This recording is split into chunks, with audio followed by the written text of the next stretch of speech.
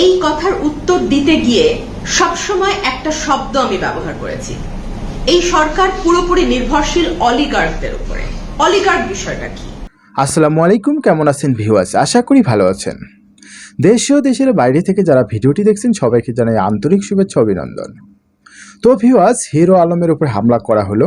তো hero Alam vote চাইতে গিয়ে তার উপরে হামলা করেছে কিছু মহিলা এবং কিছু পুরুষ ছিল। তো মহিলারা 4-5 জন মহিলা ছিল সামনে, আর পিছনে ছিল কিছু পুরুষ।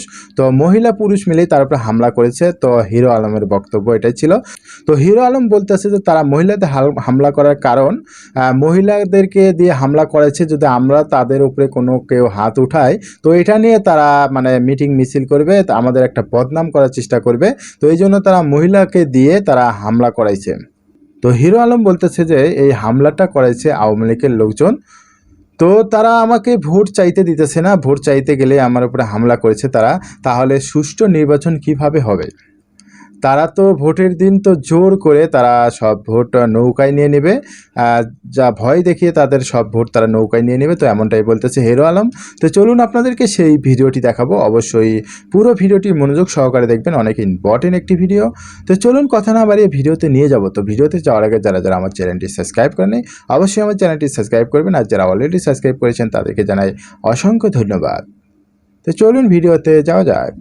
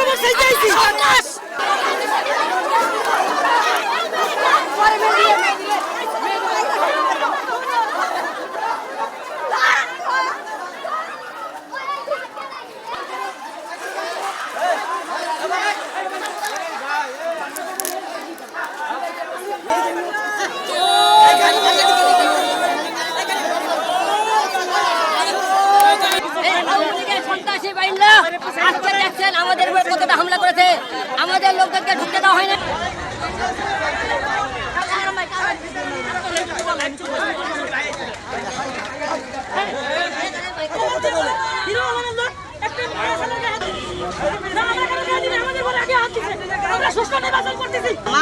আমাক মারা বলতে নায়ক মারা মানে আমাক মারা।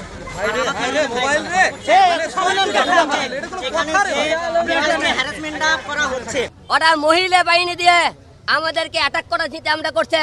তারা মনে করেছে মহিলা বাহিনী আমাকে অ্যাটাক করবে, আমরা ওদের গায়ে হাত দেবো এবং তারা এডেলে আমাদের উপর আন্দোলন করবে, হামলা করবে। এবং ওই এলাকার মহিলা এবং এই এলাকার যে সমস্ত ক্যাডার বাহিনীরা আছে, আপনারা সবাই দেখেছেন আমাদের ছেলেকে ইট মেরেছে, ছিন্ডেল মেরেছে, ধাক্কা ধাক্কি করছে, তারা জুতো মারছে। আওয়ামী লীগের লোকজন এদের সব আপনারা সবাই দেখেছেন, ওখানে সব আওয়ামী লীগের লোকজনেরা ভোট করতেছিল এবং তাদের বক্তব্য তারা এই এলাকাতে আমাদের ভোট করতে দিবে না এবং সবাই স্লোগান দিছে। সবাই দেখছেন আপনারা কারা স্লোগান দিছে এবং কারা ছিল, সবাই জয় বাংলা স্লোগান দিতেছিল, আপনারা দেখেছেন। এবং সবাই আপনারা বলছে এখানে নৌকা মার্কা ছাড়া কোনো ভোট হবে না। তাহলে ওরা আজকেই তো এই কথা বলে, তাহলে ভোটের দিনে তারা কিন্তু ভোটারদের কিন্তু ডাইরেক্ট বলবে নৌকা ছাড়া কোনো এখানে সেল হবে না। আজকেই যখন এই অবস্থা, ভোটের দিন আপনারা বুঝতে পারবেন এই নির্বাচন সুষ্ঠু হতে পারে না। কারণ আজকে ওরা যে আমাদের উপর আক্রমণ করেছে, আমরা যদি ভোটারদের কাছে ভোট দিতে না যাই, ভোট কারা দিবে আমাদেরকে? তাই ভোটারদের কাছে আমাকে ভোট চাইতে হবে। তাই ওরা ভোট চাইতে যাতে না হয়, ভোটারদের কাছে আমরা যাতে যেতে না পারে, তাই ওরা আমাদের লোকজনের উপর অ্যাটাক করেছে এবং আমাদেরকে এমন করে মারধর করেছে। আপনারা আমরা তীব্র নিন্দাবাদ জানাই। জুতো সিন্ডেল লাঠি তাদেরকে বেঁধে আমাদের ছেলেপেলে দেখেন, দেখেন কি করছে, মারে আমার ছেলেপেলে দেখেন, দেখেন এই দেখেন আঘাত দেখেন, সন্তান আঘাত দেখেন, তারা আমার ছেলেপেলে আঘাত দেখেন, দেখছেন আঘাত, ওরা আঘাত করেছে আমার ছেলেপেলেদের। আমরা আপনি মহিলাদের গায়ে হাত দিয়েছেন, আপনারা সবাই মিডিয়া কর্মী ছিলেন এবং এখন আমরা তো কোনো মহিলার গায়ে হাত দিয়ে থাকে। এই এলাকার 17 আসনে যারা বিচার করবে, আমি নির্বাচনই করবো না, দিলে একটা ফুটে দেখাতে পারেন। আর ওরা যদি আমাদের গায়ে হাত দিয়ে থাকে তাহলে কি হবে বলেন? এখানে শয়ে মিডিয়া কর্মী ছিল, আপনারা দেখেন না আমরা হাত দিয়েছি কিনা? মেয়েরা মায়ের জাত, আমরা মা জাতকে সম্মান করি, ওরা যাতে অসম্মান করতে পারে, আমরা মায়ের গায়ে হাত তুলতে পারি না। তাই ওরা আমাদের এবার পশুর মতো অত্যাচার করেছে, আক্রমণ করেছে। তাই আমরা বলতে চাই এই নির্বাচন মনে হয় না সুস্থ হতে পারে, কারণ আজকেই ওরা যে আমাদেরকে এলাকার ভোটারদের কাছে যেতে দেয়নি, তাহলে ভোটারদেরকে গেলে নৌকো ছাড়া কোনো সিল মারতে দেবে না। আজকে এটা আমরা বুঝতে পেরেছি, কারণ ওরা যেহেতু আমাদেরকে এলাকায় ঢুকতে দেয়নি, কারণ এই বস্তি এলাকা ওরা জিম্মি করে রেখেছে গরিব মানুষকে। এটার কথায় উঠতে হবে, এটার কথায় বসতে হবে। তাই এরা আমাদেরকে মনে করে গেছেন, কারণ হিরো আলম মূর্খ, হিরো আলম গরিব মানুষের কথা বলে। আমি সংসদে গেলে এই গরিব মানুষের কথা বলবো, এরকে মুখোশ খুলে দিতে পারবো। তাই এরা আমাদেরকে সংসদে যেতে দেবে না, তাই সন্ত্রাসীদের আমাদের রক্ষা করার চেষ্টা করতে। কিন্তু সত্যবাদী কোনোদিন প্রতিবাদ করে না, লড়াই করে দেয়। আমরা লড়াই করে যাব, এরা কতবার ওর আঘাত আনতে পারে, কিন্তু আমরা কারোর উপর আঘাত আনবো না। আচ্ছা, প্রথম দিনেই তো বাধা পেলেন, আরো প্রচারণায় নামবেন কিনা? অবশ্যই আমরা প্রচারণা নামবো এবং আজকে আমরা নির্বাচন কমিশনকে বিষয়টা জানাবো এবং তারা এটার কি বিচার করে এবং আমাদেরকে ঢুকতে দিল না, কেন ঢুকতে দিল না। আর এই ঢুকতে দেওয়ার জন্য এরা প্রতিবাদ না করে আমরা কালকে আবার এই এলাকাতে আবার ঢোকার চেষ্টা করবো, আবার আসবো, আমরা নির্বাচন কমিশনের ডেকে আনবো। 15 বছর ধরে এই সরকারটি আসলে ভোট ছাড়া কিভাবে আছে, এই কথার উত্তর দিতে গিয়ে সবসময় একটা শব্দ আমি ব্যবহার করেছি। এই সরকার পুরোপুরি নির্ভরশীল অলিগার্কদের উপরে। অলিগার্ক বিষয়টা কি? অলিগার্ক হচ্ছে বিভিন্ন গোষ্ঠী বা শক্তিশালী গোষ্ঠী যারা একটা স্বার্থে একত্রিত হয় এবং তারা তাদের নিজেদের স্বার্থেই একটি সরকারকে টিকিয়ে রাখে। এই অলিগার্কদের মধ্যে বা এই গোষ্ঠীর মধ্যে আছে ব্যবসায়ীরা, আছে বড় বড় ব্যাংক মালিকরা, আছেন ঋণ খেলাপিরা, আছেন পুলিশ প্রশাসনের কর্মকর্তারা, সরকারি আমলারা, এরা সকলেই এই গোষ্ঠীর অংশ। একটা নির্বাচন আসবার আগে সরকার এই গোষ্ঠীগুলোকে প্রাধান্য দিয়ে এই গোষ্ঠীগুলোর স্বার্থ রক্ষা করে কি কি পদক্ষেপ নিচ্ছে একটু দেখে আসি। আপনারা জানেন যে দ্বাদশ জাতীয় সংসদ নির্বাচনের আর মাত্র 6 মাস বাকি এবং এই সময়টার মধ্যেই একটার পর একটা স্টেপ এই সরকার নিচ্ছে যাতে এই গোষ্ঠী বা এই অলিগার্কদের স্বার্থ সুরক্ষিত থাকে। আমি প্রথমেই সরকারি কর্মচারীদের নিয়ে এই বাজেটে কি হয়েছে আপনারা ইতিমধ্যে দেখেছেন, আমি সেটা আবার একটু মনে করিয়ে দেই।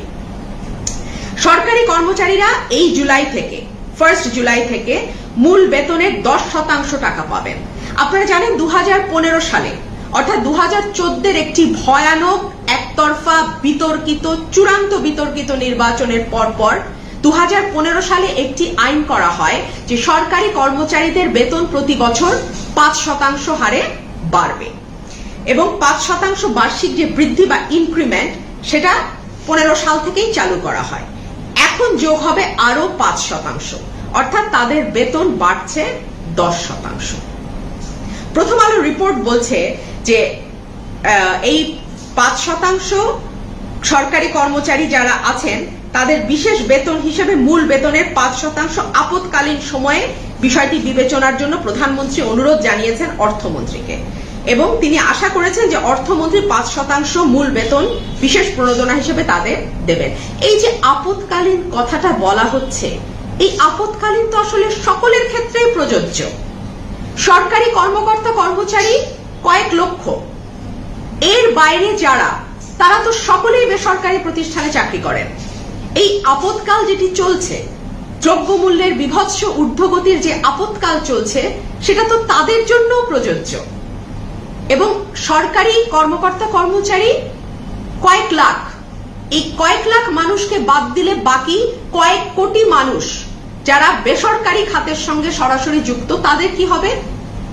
এবং সরকারি কর্মকর্তাদের বেতন বাড়া মানেই হচ্ছে আরেক দফা জিনিসের দাম বাড়া।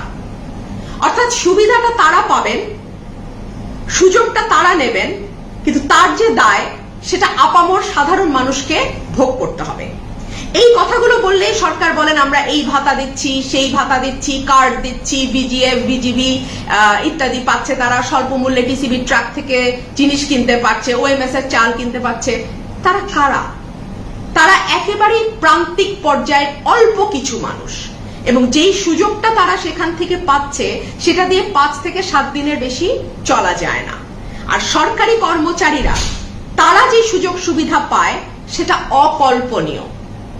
একেবারে রুট লেভেলের, একেবারে ইউনো পর্যায়ের একজন সরকারি কর্মচারী, শুধু তো বেতন তাদের হচ্ছে একটা জাস্ট চোখের দেখা মাত্র, তার উপরে ঘুষ, তার উপরে অন্যান্য সুযোগ সুবিধা, সরকারি গাড়ি, সরকারি বাড়ি এবং আরো যে সকল সুযোগ সুবিধা তারা পায় সেগুলো যদি আপনি একত্রিত করেন তাদের এক একজনের পেছনে খরচ কয়েক লক্ষ টাকা ছাড়িয়ে যায়। অথচ আমাদের উদয় অস্ত পরিশ্রম করে যে সাধারণ মানুষগুলো যারা বেসরকারি খাতে সকাল 8টা থেকে নিয়ে বিকাল 5টা 6টা পর্যন্ত যাদের মানে একেবারে রক্ত ঘাম করা পরিশ্রম, তাদের কিন্তু ওই সীমিত টাকাটাই তাদের সম্বল।